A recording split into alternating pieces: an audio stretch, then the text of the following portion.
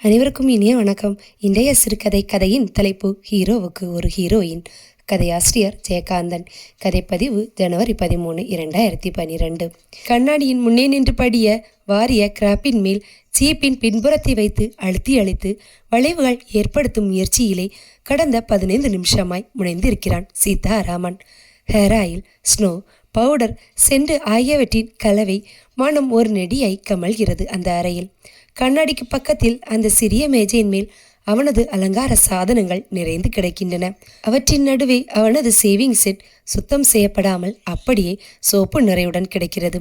அலங்காரம் செய்து கொள்ள அரை மணி நேரத்திற்கு மேல் செலவழிக்கும் சீதாராமனுக்கு அந்த சேவிங் செட்டை கழுவி வைக்க நேரமோ பொறுமையோ இருப்பதில்லை. அதற்கு அவசியமும் இல்லை. அப்படிப்பட்ட காரியங்களை எல்லாம் செய்வதற்கே தவம் கிடந்து வந்தவள் போல் அதோ காத்து நிற்கிறாள் மதுரம். மதுரத்துக்கு தன் கணவன் சீதாராமனை பற்றி உள்ளூர் எத்தனையோ விதமான பெருமைகள். காப்பி டம்ளருடன் காலை நேரத்தில் அவன் கட்டிலருகே நின்று எழுப்புவதும் இவ்வளோ நேரம் தூங்கும் கணவனை பார்த்து ஒரு வகை பெருமிதம். வேலைகளை எல்லாம் முடித்துவிட்டு குழாடியில் நின்று கொஞ்சம் மடிப்பு கலையாத அவனது சட்டைகளை மீண்டும் ஒருமுறை துவைக்கும் போது அதனுள்ளில் இருக்கும் தண்ணீரில் நனைந்து அகப்படும் சிகரெட் பாக்கெட்டை எடுத்து பார்க்கும்போது தன் எதிரே இல்லாத கணவனை எண்ணி சிரித்த முகத்தோடு கண்டிருக்கிறாளே, அப்போது ஒரு வகை பூரிப்பு. ஒவ்வொரு நாளும் ஆபீஸுக்கு புறப்படும் போது ஒரு கர்ச்சிப்பை கொடுத்து முதல் நாள் கொடுத்த கர்ச்சிப்பு என்னவாயிட்டு என்று கேட்கையில் அவன் அசடு வழிய சிரிக்கிறானே, அப்போது ஒரு மகிழ்ச்சி. 2 குழந்தைகளுக்கு தகப்பனான தன் கணவனின் இது போன்ற பொறுப்பில்லா செயல்களில் அலுப்போ சலிப்போ இல்லாமல் ஒவ்வொரு நாளும் பூரிப்பும் பெருமிதமும் கொண்டு தொடர்ந்து பணிவிடை புரிகிறாளே, இதன் ரகசியம்தான் என்ன? 2 உள்ளங்களுக்கு தெரிந்த எந்த விஷயமும் ஒரு ரகசியமாகாது. ஆகவே அது அவளுக்கு மட்டும்தான் தெரியும். ஆம், அவனுக்கு கூட தெரியுமா என்பது சந்தேகம்தான். அது பற்றிய ஞானமோ சிந்தனையோ இருந்தால் தன்னருகே நின்று பார்த்து பார்த்து பூரித்து போகும். அவளது உழைப்பையும் பணிவிடைகளையும் பெற்றுக்கொண்டு தன் போக்கில் போய்கொண்டிருக்க முடியுமா அவனால்? ஆனால் அவளது போக்கை அலட்சியம் என்று கருத மாட்டாள் மதுரம். அவன் எப்பொழுதுமே அப்படிதானாம். அவனது நடை, பேச்சு, பார்வை, தோரணை எல்லாம் மிடுக்காக கம்பீரமாக இருப்பதால் ஒரு அலட்சியம் போல் தோன்றுமாம். அவனை பற்றி அவளுக்கு ரொம்ப தெரியுமா? சீதாராமன் மகா அதிர்ஷ்டசாலி என்று அவன் ஆபீஸில் வேலை செய்கிறவர்கள் கூறுவது அவன் மனைவியை பற்றி இவ்வளவும் தெரிந்ததனால் அல்ல. ஆபீஸில் ஹீரோ சீதாராமன் என்றுதான் எல்லோரும் அவனை அழைப்பார்கள். அவன் ஆபீஸில் ரிக்ரியேஷன் கிளப் நாடகங்களில் நடிப்பான். ஹீரோவாக தான் நடிப்பான். அந்த தகுதி அவனை தவிர வேறு யாருக்கும் இல்லை என்று அவனும் நினைக்கிறான். ஆபீஸில் உள்ள மற்றவர்களும் சொல்கிறார்கள். ஹீரோ சீதாராமனுக்கு இருக்கும் அழகுக்கும் அதிர்ஷ்டத்துக்கும் அவனுக்கு நிச்சயமாக சினிமாவில் ஒரு சான்ஸ் அடிக்கத்தான் போகிறதாம். அந்த ஆபீஸில் தான் ஒரு குமஸ்தாவாக இருப்பதில் தன்னால் ஆபீஸுக்கே ஒரு பெருமை என்ற தோரணையுடன் தான் அவன் தனது இருக்கையில் உட்கார்ந்திருப்பான். வேலை எதுவும் செய்யாமல் அவுட்டு சிரிப்பும் அட்டகாச பேச்சுமாய் அவன் அரட்டை அடித்துக் கொண்டிருப்பதை எல்லோரும் அனுமதிக்கிறார்கள். வேலை எதுவும் செய்யாமல் பேசிக்கொண்டிருக்கும் அவனிடம் முதுகு ஒட்டிய உட்கார்ந்து எழுதி கொண்டே பள்ளி இழுத்து பேசிக் கொண்டிருப்பதில் மற்ற குமஸ்தாக்களுக்கு ஒரு சுகம். அங்கே வேலை செய்யும் ஜூனியர் கிளர்க்குகள், கல்யாணமாகாத தனிக்கட்டிகள் கூட 2 குழந்தைகளுக்கு தகப்பனும் கிட்டத்தட்ட 40 வயதுமான சீதாராமனை போல் உடையணிந்து கொள்ளவும் சினிமா பார்க்கவும் செலவுகள் செய்யவும் முடியவில்லையே என்று பெருமும் அது உண்டு. அவர்களுக்கு தெரியுமோ இவன் இப்படியெல்லாம் இருப்பதற்கு காரணமே 2 குழந்தைகளுக்கு தகப்பனாகவும் மதுரத்தை போன்ற ஒருத்திக்கு கணவனாகவும் அவன் இருப்பதனால்தான் என்று. அவர்கள் அதை உணர வேண்டிய அவசியம் இல்லை. உணராதிருந்திருந்தால் ஒரு பொருட்டும் இல்லை. ஆனால் மதுரத்தை பொறுத்தவரை அவன் கூட அவற்றை உணர வேண்டிய அவசியமும் அவன் உணராதிருந்திருந்தால் ஒரு பொருட்டோ அல்லதான். எனினும் அவனை பொறுத்தவரை அவனது ஆத்ம உயர்வுக்கு அவன் அதை உணர்ந்திருக்க வேண்டாமா? ஹீரோ சீதாராமனை பொறுத்தவரை வாழ்க்கையும் உத்தியோகமும் குடும்பமும் மனைவியும் எல்லாமே ரொம்ப அலட்சியமாகத்தான் இருக்கின்றன. அவனுக்கும் லட்சியமெல்லாம் ஒன்றுதான், சினிமாவில் கிடைக்க போகும் அந்த ஹீரோ சான்ஸ். அவன் ஆபீஸில் சம்பளம் வாங்கி கொண்டு அதில் தன்னை ஒரு நவயுக வாலிபனை போல் அலங்கரித்து கொண்டு திடீரென்று ஒரு நாள் வரவிருக்கும் அந்த சினிமா சான்ஸுக்காக காத்திருப்பனாகவே தன் இருக்கையில் அமர்ந்திருக்கின்றான். ரொம்ப பேர் வாழ்க்கையில் அப்படி வந்திருக்கிறதாமே. அவன் கண்களில் மற்ற எதை பற்றியுமே சதா ஓர் அலட்சிய பாவமோ மின்னிக் கொண்டிருக்கிறது. அந்த கண்கள் ரொம்ப அழகா இருக்கின்றன என்று எண்ணி அவன் அழகிலும் புகழிலும் மயங்கிய பெரும் மூச்செறிந்து கொண்டிருக்கும் டைப்பிஸ்ட் கமலா இந்த ஹீரோவுக்கு பொருத்தமான ஹீரோயினாக சில மாதங்களுக்கு முன் நடந்த ரிக்ரியேஷன் கிளப் டிராமாவில் நடித்தாள். இதோ இப்போது அறையில் கண்ணாடியின் முன்னால் நின்று அலங்காரம் செய்து கொள்ளும் இந்த ஹீரோவை பார்த்து மகிழ்ந்து நிற்பது போலத்தான் அன்றும் அந்த நாடகத்தில் அவளோடு அவனை பார்த்து புள்ளக்க அங்கீதம் அடைந்தாள் மதுரம். கழுத்தில் கிடக்கும் மைனர் செயின் வெளியே தெரிய அணிந்த சில்க் ஜிப்பா, காலில் உள்ள அழகிய செருப்பை மறைத்து பொருளும் வேட்டி இத்தியாதி அலங்காரங்களுடன் கண்ணாடியின் அருகில் இருந்து சற்று பின்னால் வந்து தன் முழு தோற்றத்தையும் பார்த்து கொண்டபோது அறையின் ஒரு மூலையில் புகையும் வியர்வையும் படிந்த முகத்தையும் ஈர கைகளையும் முந்தானையில் துடைத்தவாறு நின்றிருக்கும் மதுரத்தை கண்ணாடியினுடைய பார்த்தான் சீதாராமன். அவன் தன்னை பார்ப்பதை கண்ட மதுரம் கண்ணாடியில் தெரியும் அவன் முகத்தை நோக்கி சிரித்தாள். சிரித்துக்கொண்டே அவன் அருகில் வந்த மதுரம் ஆதரவான குரலில் சொன்னாள், பாருங்க, நான் இந்த மாசத்திலிருந்து சாப்பாட்டுக்காரியை ஏற்பாடு பண்ண போறேன். நீங்க காலையிலே சாப்பிட்டு போங்கனாலும் கேட்கறதில்லை. காலையிலே டிபன் சாப்பிட்டதோட போய் கண்ட ஹோட்டலையும் சாப்பிட்டா உடம்பு இனத்துக்காகும் என்று அவள் சொல்லிக் கொண்டிருக்கும் போது அவள் சொல்லும் வார்த்தைகளை காதில் விழாதவன் போல் அவள் பக்கம் திரும்பிய சீதாராமன் எதிரில் நிற்கும் மதுரத்தின் தோள்களின் மீது 2 கைகளை ஊன்றி அவள் முகத்தையே கூர்ந்து நோக்கினான். அந்த பார்வையில் வழக்கத்திற்கு மாறாக ஆழமானதொரு சிந்தனை தேங்கி இருந்தது. என்ன அப்படி பார்க்குறீங்க என்று நாணமுற்றவள் போல் சற்று தலை குனிந்தாள் மதுரம். நீ என்னமோ சொன்னியே, நான் கவனிக்கலையே என்று தன் மனதில் இருப்பதை சொல்ல வந்த விஷயத்தை சொல்ல முடியாமல் ஒரு பேச்சு கேட்டு வைத்தான் சீதாராமன். அப்படி என்ன யோசனை? ஏதாவது புது நாடகத்துக்கு ஏற்பாடோ என்று சிரித்தவாறே அவள் கேட்டபோது அதை மறுத்து அவன் தலையாட்டுகையில் அவன் நெற்றியில் படிந்த சுருண்ட கேசம் அசைகின்ற அழகை சிரித்தவாறே மதுரம் விளக்கினாள். நீங்க எதுக்கு ஹோட்டல்ல சாப்பிட்டு உடம்ப கெடுக்கணும்னு நான் ஒரு சாப்பாட்டுக்காரியை ஏற்பாடு பண்ணியிருக்கிறேன். நாளையிலிருந்து ஆபீஸுக்கே சாப்பாடு வந்துவிடும். என்ன சரிதானே என் ஏற்பாடு? அவன் தன் யோசனை பாராட்டுவான் என்று அவள் எதிர்பார்க்கவில்லை. அவனும் ரொம்ப அலட்சியமாக, சாப்பாட்டுக்கு என்ன, ஏதாவது செய் என்று அந்த விஷயத்தை ஒதுக்கிவிட்டு மீண்டும் என்னவோ சொல்வதற்கு தயங்குகிறானாகவே அவள் தோள் மீது வைத்த கைகளை எடுக்காமல் மதுரம் என்று கனிந்த குரலில் அழைத்தான். என்ன வேணும் என்று அன்புடன் கேட்டாள். அவன் பதிலுக்கு புன்னகை காட்டினாள்.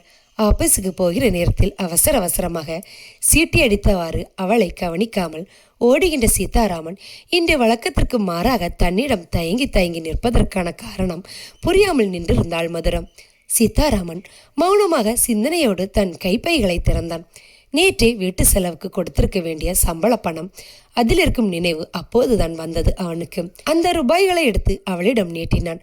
அவள் அதை வாங்கி எண்ணி பார்த்தாள். 50 ரூபாய்கள் இருந்தன. என்ன இது, இவ்வளோதானா என்பது போல் அவள் அவனை பார்த்தாள். அவன் மீண்டும் சிரித்தான். அவளும் திருப்தி அடைந்து சிரித்து விட்டாள். அவ்வளவுதான், அந்த விஷயம் முடிந்து விட்டது. இப்படிப்பட்ட புருஷனின் சம்பள பணத்தை நம்பி ஒருத்தி குடும்பம் நடத்த முடியும்? மதுரத்தின் தாய் சாகும்போது இந்த வீட்டை மகளுக்கு கொடுத்து விட்டு கண்ணை மூடினாள். அதன் ஒரு பகுதியை தங்களுக்கு வைத்துக்கொண்டு பின்கட்டு முழுவதையும் 3 போர்ஷன்களாக்கி வாடகை விட்டிருக்கிறாள். 2 மாடுகள் வாங்கி வைத்து வீட்டுக்குள்ளிருக்கும் குடித்தனக்காரர்களுக்கு வாடிகைக்கு பால் அழைக்கிறாள். தன் 2 குழந்தைகளையும் இந்த புருஷனையும் வைத்து போஷிக்க அவள் படும் கஷ்டங்களை அவள் கஷ்டமாகவே நினைப்பதில்லை. அவளுக்கு அதுவே சுகமாக இருப்பினும் 170 ரூபாய் சம்பளத்தை இவர் என்ன தான் பண்ணுகிறார் என்று நினைப்பு உள்ளே எழுந்தாலும் ஆண் பிள்ளைகளுக்கு எவ்வளவு செலவு போகட்டும் என்று அந்த புன்னகையிலே எல்லாவற்றையும் மறந்து விடுகிறாள் மதுரம். எனினும் அதை லேசாகவது அவனுக்கு உணர்த்தி விட்டால் சரியில்லை அல்லவா? இதுக்குத்தான் சொல்கிறேன், காசுக்கு காசு செலவு, உடம்பு கெட்டு போகும். மத்தியான சாப்பாட்டுக்கு நீங்க வெளியே சாப்பிட ஆரம்பிச்சதுல இருந்து உடம்பே பாதியா போச்சு. நாளையிலிருந்து சாப்பாட்டுக்காரியை நான் ஏற்பாடு பண்ணுறேன் என்று அவள் திரும்ப திரும்ப அந்த விஷயத்தை கூறுவதை கேட்டு சலிப்புற்று அவன் திடீரென்று பொறுமை இழந்து கத்தினான். சரி சரி, அதுதான் ஒரு தடவை சொன்னியே, நீ அனுப்புறதைய திங்குறேன். இனிமே ஹோட்டலுக்கு போய் தின்ன தொலையல, சரிதானே என்று கத்திக்கொண்டே புறப்பட்டான் சீதாராமன். தான் சொன்னதையே தப்பா எடுத்துக்கொண்டு அவன் போவதை கண்டு ஆபீஸுக்கு புறப்படும் நேரத்தில் அவனுக்கு கோபம் வருவது போல் தான் நடந்து கொண்டதை எண்ணி மதுரம் கண்கலங்கி நின்றாள். ஆனால் கோபித்துக்கொண்டு வேகமாக வெளியேறிய சீதாராமன் வழக்கத்திற்கு மாறாக அவள் ஆச்சரியம் கொள்ளும் விதத்தில் அரைவாசல் ஒரு வினாடி நின்றான். அந்த ஒரு வினாடியில் அமைதியடைந்து திரும்பி பார்த்தான். மதுரம் கலங்கிய கண்களுடன் தலை குனிந்து நின்றிருந்தாள். அவன் அவள் அருகே வந்து அவள் தோளை நெருக்கி அணைத்து ஒரு சிறு குலுக்களுடன் கேட்டான், வருத்தமா? மதுரத்துக்கு மேலும் மேலும் வியப்பாக இருந்தது. எனக்கு என்னத்துக்கு வருத்தம் என்று நினைந்த இமைகளுடன் சிரித்தாள் மதுரம். தன் கணவன் ஏதோ ஒரு காரியத்துக்காகத்தான் இவ்வளவு பிடியையும் போடுகிறான் என்று உணர்ந்த அவள், என்னிடம் காரியம் சாதிக்க இதெல்லாம் எதற்கு என்று யோசித்தவளாக கையில் இருந்த ரூபாய் நோட்டுகளை வெறுத்து பார்த்தவாறு நின்றிருந்தாள். மது மது உள்ளவாயேன், உன்கிட்ட ஒரு விஷயம் என்று ஒரு வகை பொய்க்குழக்கத்துடன் அவள் தோள் மீது போட்ட கையுடன் அவளை அணைத்தவாறு அறைக்குள் வந்தான் சீதாராமன். அவளை அழைத்த போதும் அறைக்குள் நுழைந்த போதும் இருந்த ஆர்வமும் வேகமும் திடீரென்று தணிந்து ஆழமான யோசனை வயப்பட்டவனாக கட்டில் மீது அமர்ந்தான் அவன். என்ன விஷயம் சொல்லுங்கோ என்று அவன் எதிரில் இடுப்பில் கைகளை ஊன்றி நின்ற மதுரம் கேட்டபோது அவன் கைப்பிடியில் அந்த ரூபாய் நோட்டுகள் இருந்தன. அதைத்தான் அவன் கேட்கப் போகிறான். இந்தாங்க என்று கொடுத்து விடலாம் என்று தயாராக நின்றிருந்தாள் அவள். ஒண்ணுமில்லை, நான் ரொம்ப யோசிச்சு பார்த்ததுதான், அதனால உனக்கு கூட நல்லதுதான் என்று சொல்ல வந்த விஷயத்தை சொல்ல முடியாமல் அவன் தவிப்பதைக் கண்டு ஒரு புன்னகையுடன் அவன் பக்கத்தில் நெருக்கமாய் உட்கார்ந்தாள் மதுரம். என்னத்தை இப்படி மென்று விழுங்குறீங்க? என்ன வேணும் என்று அவன் மேவாயை தன் பக்கம் திருப்பினாள். கேட்டதை தருகிறேன் என்ற நம்பிக்கை தரும் நல்லுணர்ச்சி அவள் கண்களில் மின்னிட்டு அவன் அப்போது மௌனமாக தலை குனிந்திருப்பதைக் கண்டதும், சரி சரி, எனக்கு வேலை கிடக்கு என்று கொஞ்சம் பிகுவுடன் எழுந்தாள். இரு இரு என்று அவள் கையை பிடித்து அருகே இழுத்து அவளை தழுவி கொண்ட சீதாராமன் உணர்ச்சி வயப்பட்டவன் போல் அவள் முகத்து அருகே குனிந்தான். மது, நீ சொல்வியே என் சந்தோஷம்தான் உன் சந்தோஷம்னு நிஜம்தானே என்று கேட்கையில் அவளது சுவாசம் அவள் கன்னத்தை தகித்தது. அதுக்கு இப்ப என்ன? ஆபீஸுக்கு புறப்படுற நேரத்துல சட்டையெல்லாம் கசக்கிக்கிட்டு என்று அவன் பிடியிலிருந்து விலக முயன்றாள் மதுரம். அவள் மனதுக்குள், இந்த மாசம் ஐயா ரொம்ப தாராளமாக செலவு பண்ணிட்டார் போல இருக்கு. கையில இருந்த பணத்தை ஒப்புக்கு காட்டிக்கு திரும்பவும் வாங்குறதுக்கு எவ்வளவு சாகசமா! ஓ, இந்த 50 ரூபாய் இல்லாட்டிதான் என்ன, கஷ்டத்தோட கஷ்டமா நான் கவனிச்சுக்குவேன். இவர் தயங்குறதையும் கொஞ்சுறதையும் பார்த்தா பாவம் ஆயிருக்கு. சரி, இப்படி சம்பளா பூரா என்ன தன் செலவு பண்றான் என்று எண்ணினாலும் ஒரு ஆண் பிள்ளைய, அதுவும் புருஷனை, அவன் சம்பாதிக்கும் பணத்தை பற்றி அப்படி கணக்கு கேட்பதற்கு தனக்கு அதிகாரமில்லை என்றும் அப்படி கேட்பது அழகில்லை என்று அவள் உணர்ந்த பண்பினால் ஒரு துயரத்துடன் அவனை பார்த்து சிரித்தாள். அவன் அவளது காதாரத்தை உதடுகளால் லேசாக ஸ்பரிசித்தவாறு சொல்லி கொண்டிருந்தான். உதவினா அது எனக்கு செய்யற உதவி மட்டும் இல்ல, அதனாலே தான் தயக்கமாக இருக்கும். உனக்கு தான் தெரியுமே, எங்க ஆபீஸ் டைபிஸ்ட் கமலா இல்ல கமலா என்று கூறுகையில் தொண்டை அடைத்து கொண்டது அவனுக்கு. யாரு, உங்க ஹீரோயின் கமலாவா என்று கேலியாக விசாரித்தாள் மதுரம்.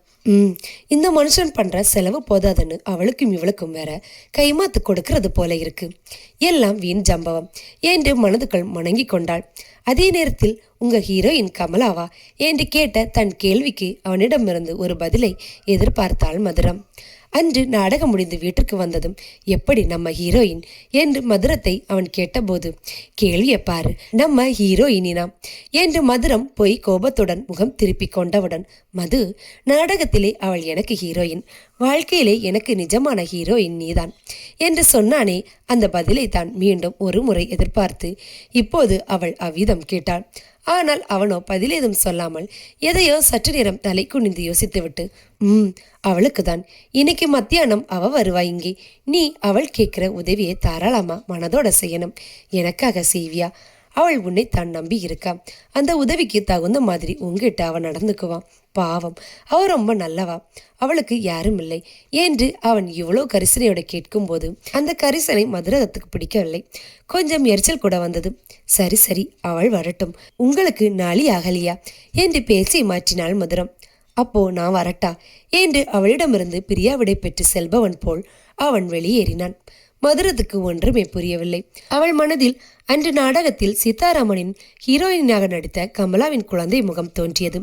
இவருக்கு ஏன் இவளுக்கு கடன் கொடுக்க எவ்வளோ கரிசனை என்ற கேள்விக்கு எழுந்த பதில்களை எல்லாம் எண்ணி, சீச்சி, நான் எவ்வளோ மோசமாக ஒரு பெண்ணை பற்றி நினைக்கிறேன் என்று தன்னைத்தானே கண்டித்து கொண்டாள். அது அவள் சுபாவம்.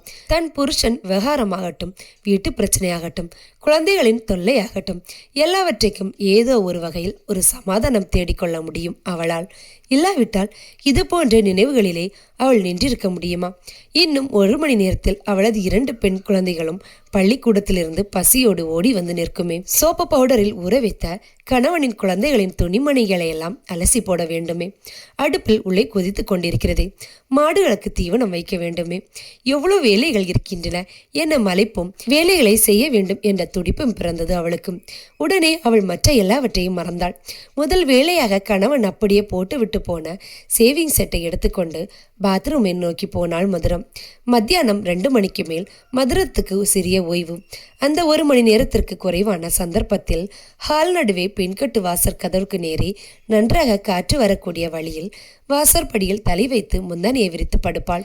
கொஞ்ச நேரத்துக்கெல்லாம் போதும் என்று ஆகிவிடும். எழுந்து போய் முகம் கழுவி கொண்டு வந்து தலைவார உட்கார்ந்து கொள்வாள். அந்த நேரத்தை விட்டால் அவளுக்கு தலைவாரி கொள்ளும் சந்தர்ப்பமே இல்லாமல் போய்விடும். அதனால் என்ன வேண்டி இருந்து விட முடிகிறது அவளால்? சாயங்காலம் அவர் வரும்போது என்ன தான் வெட்டி முறிக்கும் வேலை கிடந்தாலும் தலை ஒரு வேஷம், துணி ஒரு கோலமாய் நின்றால் வீடு உருப்படுமா? அதற்காகத்தான் 3 மணிக்கே தனது அலங்காரத்தை முடித்துக் கொள்வாள் மதுரம். அதற்கு என்ன அர்த்தம்? அவள் வருகையை 3 மணியிலிருந்தே எதிர்பார்க்கிறாள் என்பதுதானா? 4 மணிக்கு பூக்காரி வருவாள். அது வாடிக்கை. 2 பெண் குழந்தைகள் இருக்கின்றனவே, அவர்களுக்கும் சேர்த்துதான் வாங்குகிறாள். ஆனால் அவர்களுக்காகவே வாங்குவதாக சில சமயங்களில் சொல்லிக் கொள்கிறாளே, அது அவ்வளோ உண்மை அல்ல. பொழுது சாய்ந்ததும் அவள் வாசற்படியில் வந்து வந்து பார்த்துவிட்டு திரும்பி கொண்டிருப்பாள். அவள் காலையில் அலங்காரம் செய்து கொண்டு போகும்போது பரட்டை தலையும் அழுக்கு துணியுமாய் நின்று கொண்டிருந்தாளே, அவள் தான் இவள் என்று வீட்டுக்குள் நுழைந்தவுடன் ஒரு வினாடி நின்று அவன் பார்க்க வேண்டாமா? அவன் பல சமயங்களில் அவளை கவனிக்காமலே போவான். அவள் அந்த அலட்சியத்தை பொருட்படுத்த மாட்டாள். சில சமயங்களில் அவளது அலங்காரத்தை கண்டு அவன் சிரிப்பான். அந்த கேலியை அவர் புரிந்து கொள்ள மாட்டாள். மத்தியானம் 3 மணிக்கு கூடத்துக்கு காலில் கண்ணாடி சுவர் அருகே சாய்த்து வைத்து கொண்டு அவள் தலைவார ஆரம்பிக்கும் போது வழக்கமாக கவனிக்கிற அந்த முன்புற நரையை கூந்தலை வகிடமாகி பிரித்து ஒரு முறை பார்த்து கொண்டாள் மதுரம். எண்ணெய் தடவி வாரிவிட்டால் அந்த நரை தான் மறைந்து கொள்கிறதே. அவள் எண்ணெய் தடவி கொள்ளும் போதுதான் அவள் வந்தாள். அந்த ஹீரோயினி கமலா தனது நரைத்த கூந்தலை பார்க்க கூடாது என்று பதைப்பில் சீப்பை எடுத்துக்கொண்டு விடவிடுவென்று உள்ளே நுழைந்து அறையில் உள்ள நிலைக்கண்ணாடியில் அவசர அவசரமாக தலையை வாரி கொண்டையிட்டு கொண்டபோது மதுரம் தன்னுள் பேசிக்கொண்டாள். ஏன் இவள் பார்த்தால் என்ன? எதற்கு இவள் எனது நிறைய பார்க்கக்கூடாது என்று நினைக்கிறேன். அந்த ஹீரோவுக்கு பொருத்தமான ஹீரோயினாய் மேடையில் தோன்றிய கமலா வாழ்க்கையில் இப்படி பொருத்தமில்லாத ஒரு ஹீரோயினோடு அவன் வாழ்கிறான் என்று நினைத்துவிடக்கூடாது என்று அச்சத்தில் தானா அவள் உள்ளே வந்தாள். வாமா, அன்னைக்கு நாடகத்திலே பார்த்ததுதான். எங்க வீட்டு பக்கம் வரக்கூடாதோ? உட்காரும், இதோ வந்துடுறேன் என்று முன்புற கூந்தலை ஒரு தடவைக்கு 3 தரம் சீப்பால் அழுத்த வாரி கொண்டையிட்டு கொண்ட பின் நட்பு முறையின் புன்னகை தழுவும் முகத்தோடு ஹாலுக்கு வந்தாள் மதுரம்.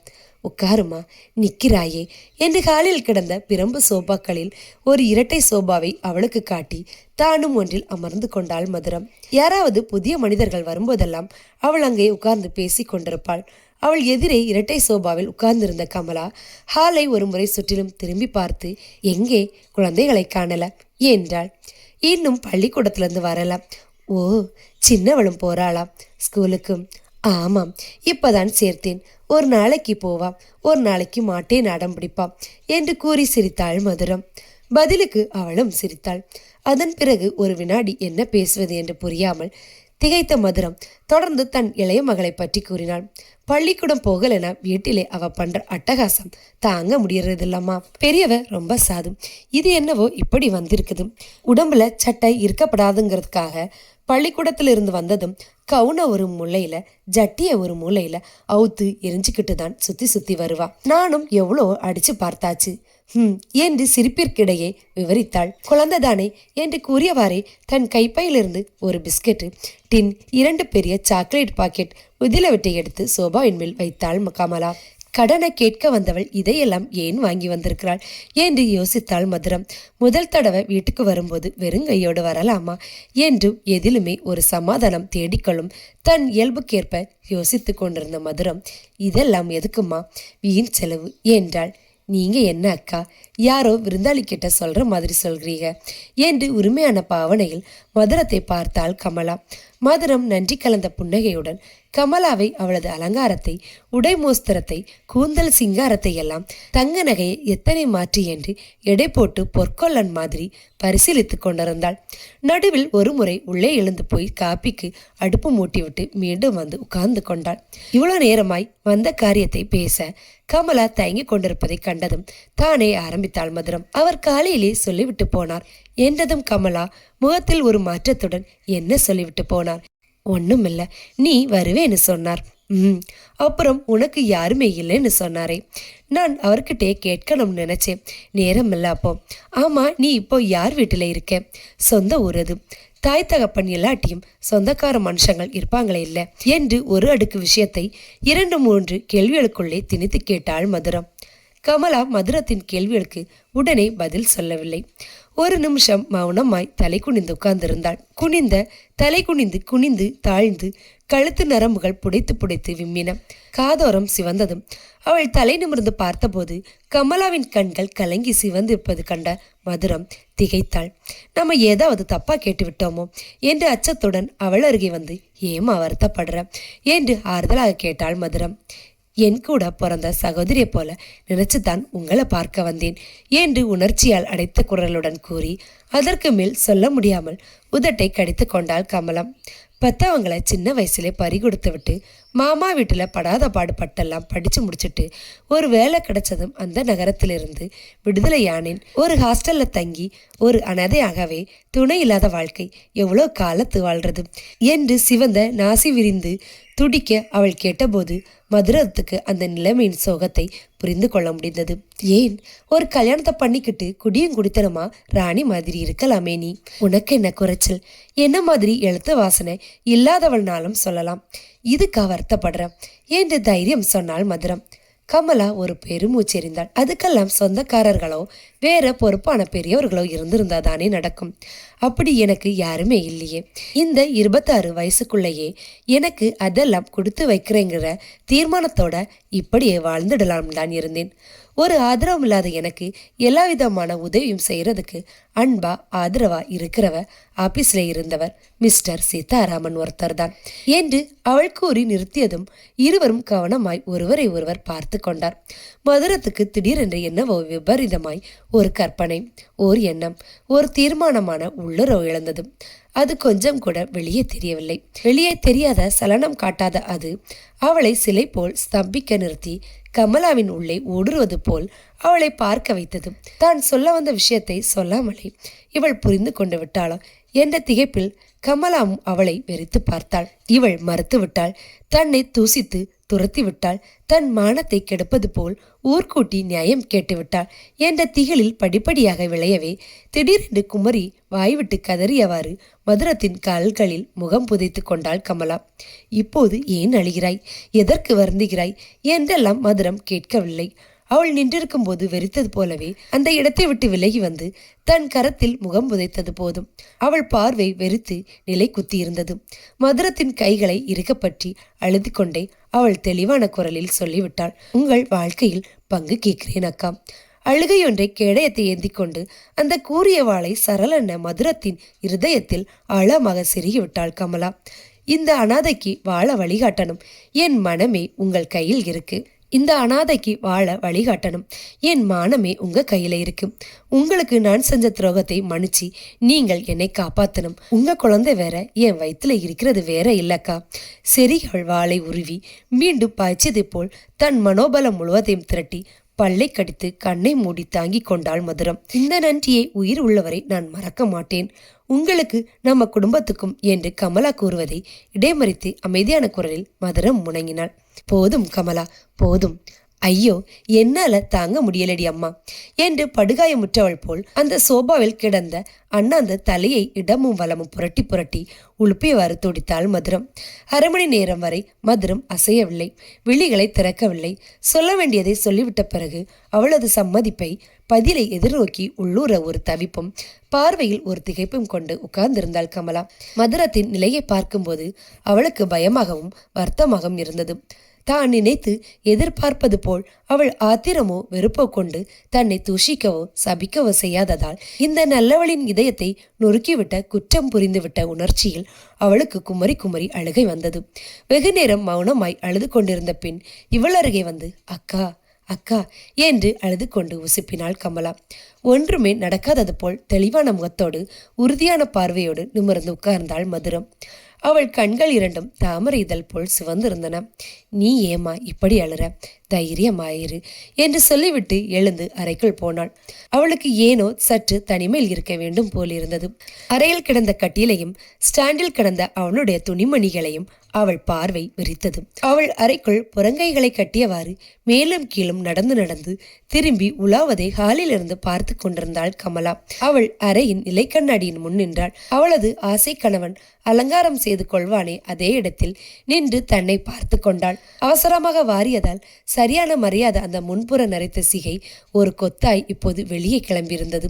முகத்தில் சுருக்கம் கண்டுவிட்டது. உடம்பு ஸ்தூலப்பட்டு வயதுக்கு மீறிய தோற்றம் தட்டிவிட்டது. அவர் எப்படி இருக்கிறார், அன்னைக்கு பார்த்தது போலவே என்று எண்ணியவாறே அவள் ஹாலில் உட்கார்ந்திருக்கும் கமலாவை ஓரக்கண்ணால் பார்த்தாள்.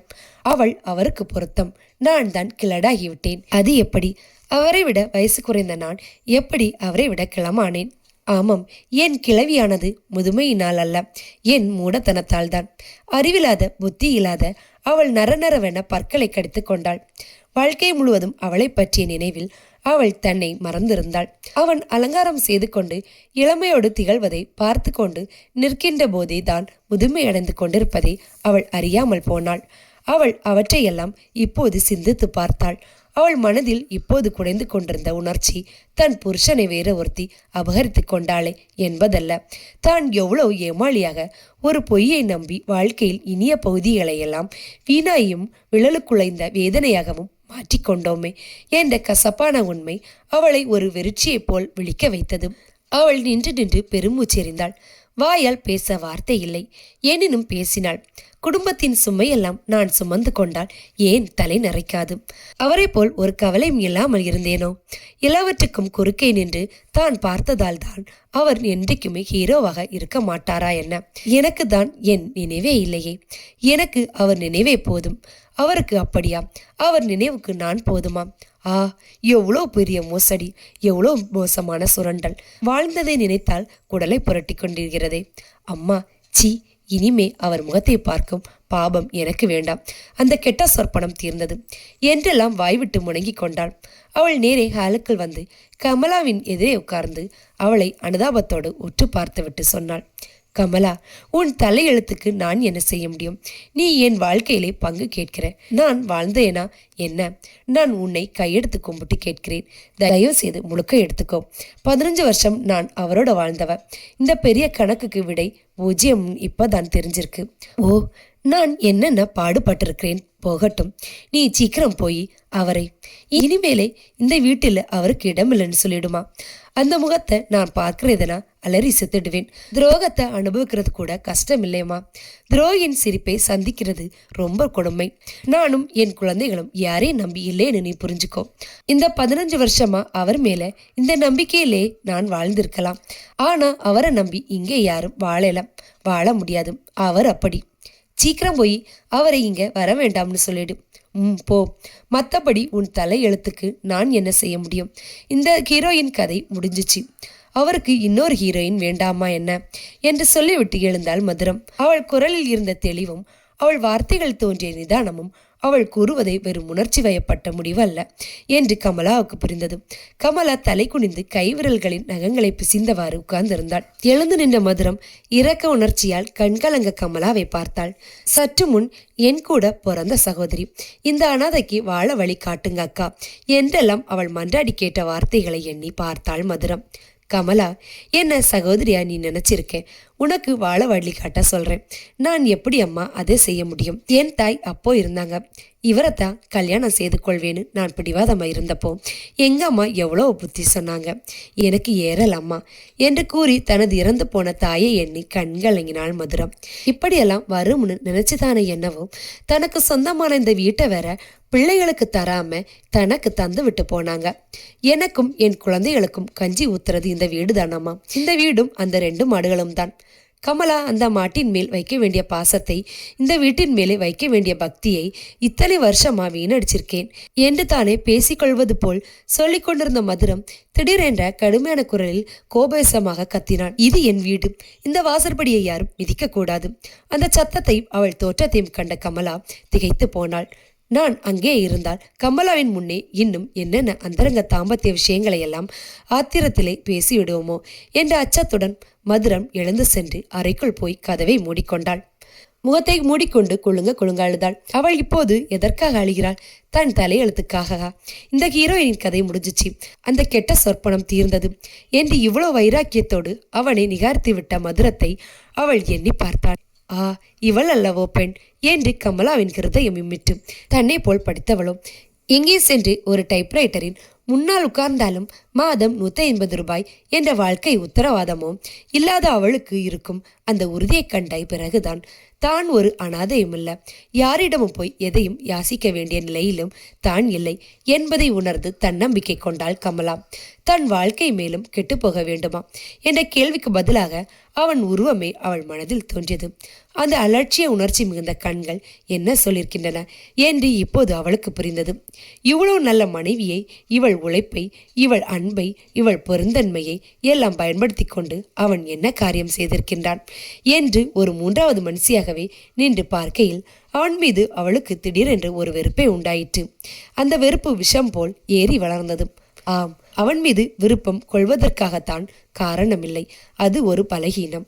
அவனை வெறுப்பதற்கு நினைத்து நினைத்து பார்க்க 1000 காரணங்கள் இந்த சில மாத பழக்கத்திலே அவளுக்கு ஏற்பட்டிருந்தன. மதுரம் நல்லா சொன்னாங்க ஒரு வார்த்தை, எவ்வளவு மோசமான சுரண்டல்.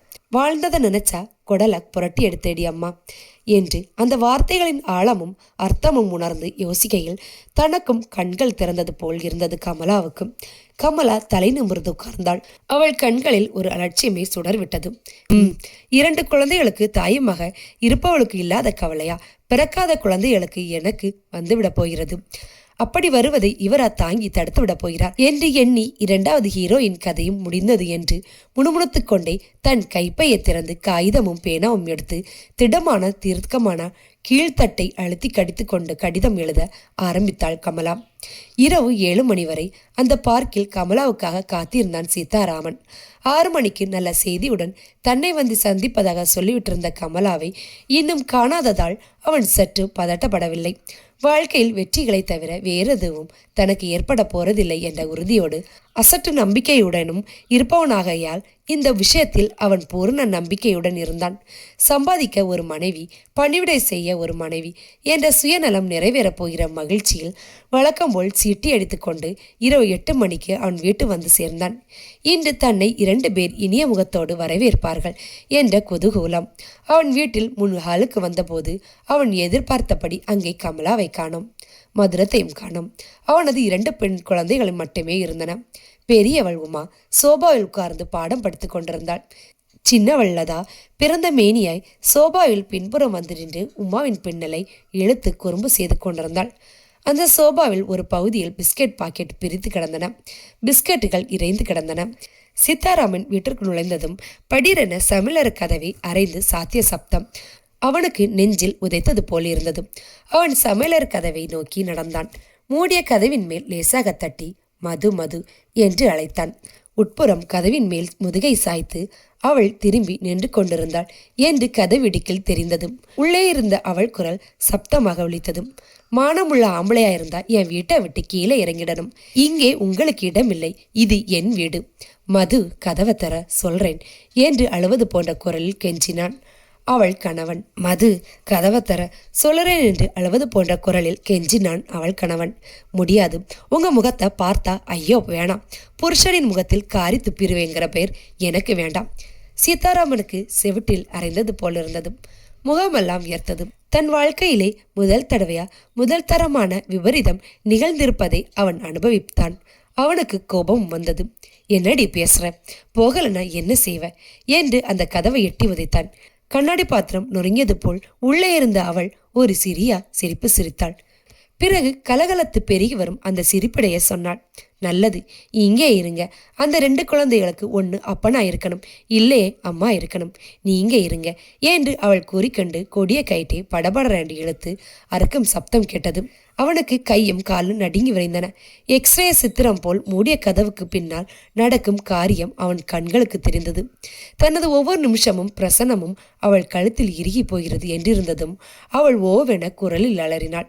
மதுரம், நான் போயிடுறேன், நான் போயிடுறேன், இதோ நான் போயிடுறேன் என்று கதவின் மேல் 2 கரத்தாலும் தடதடவென குத்தி கொண்டு கத்தினான் சீதாராமன். போ என்று ஒருமையில் கூறி கையில் இருந்த கொடி கயிற்றினால் மூடிய கதவின் மேல் சவுக்கென்று அவள் அடித்தான்.